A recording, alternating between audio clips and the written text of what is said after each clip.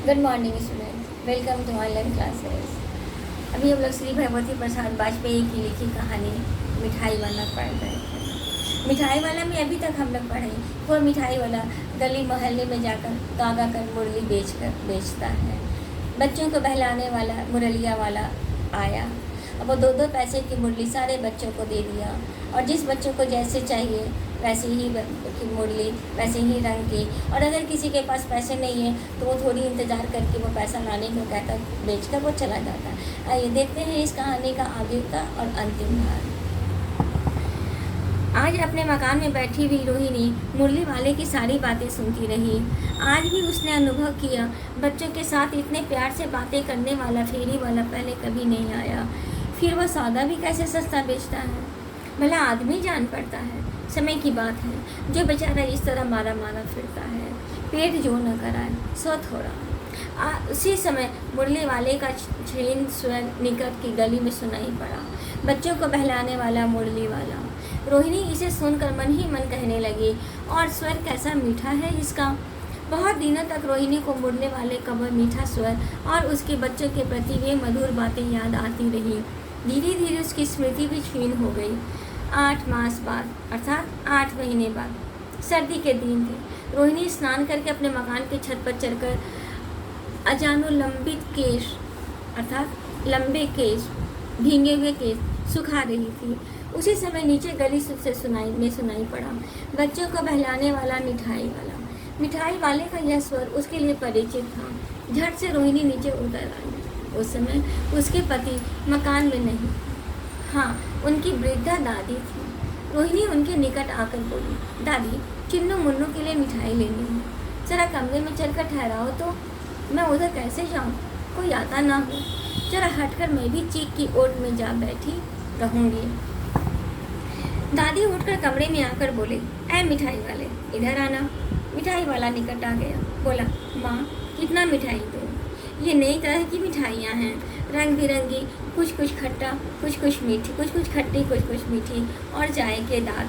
बड़ी देर तक मुंह में टिकती है, जल्दी नहीं घुलती। बच्चे इन्हें बड़े चाव से चूसते हैं। इन गुणों के सिवा ये खांसी भी दूर करती है। चपटी और गोल गोलियाँ हैं, पैसे की 16 देता हूँ।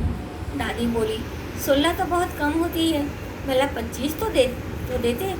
मिठाई बोला, नहीं दादी, अधिक नहीं दे सकता, इतनी भी कैसे देता हूँ। या अब मैं आपको क्या, कुछ सोचकर, खैर मैं अधिक तो ना दे सकूँगा।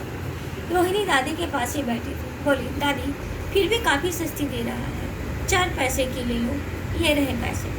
मिठाई वाला मिठाइयाँ गिनने लगा, तो 4 पैसे की दे दो। अच्छा, 25 ना सही, 20 ही दे दो। अरे हाँ, मैं बूढ़ी हुई, मोल भाव अब मुझे ज़्यादा करना आता भी नहीं। कहते हुए दादी के पोपले मुंह से जरा सी मुस्कुराहट भी फूट पर निकली। रोहिणी ने दादी से कहा, दादी, इससे पूछो तुम इस शहर में और भी कभी आए थे या पहली बार आए हो? यहाँ के निवासी तो तुम हो नहीं। दादी ने इस कथन को दोहराने की चेष्टा की कि मिठाई वाले ने उत्तर दिया, पहली बार नहीं, और भी कई बार आ चुका हूँ। रोहिणी चीख की आड़ से बोली, पहले यही मिठाई बेचते हुए आए थे या और कोई चीज़ लेकर? मिठाई वाला हर्ष, संशय, विस्मय आदि के भावों में डूबकर बोला, इससे पहले मुरली लेकर आया था और उससे भी पहले खिलौने लेकर। रोहिणी का अनुमान ठीक निकला। अब तो वह उससे और भी कुछ पूछने के लिए अधीर हो उठी। वह बोली, इन व्यवसायों में भला तुम्हें क्या मिलता होगा?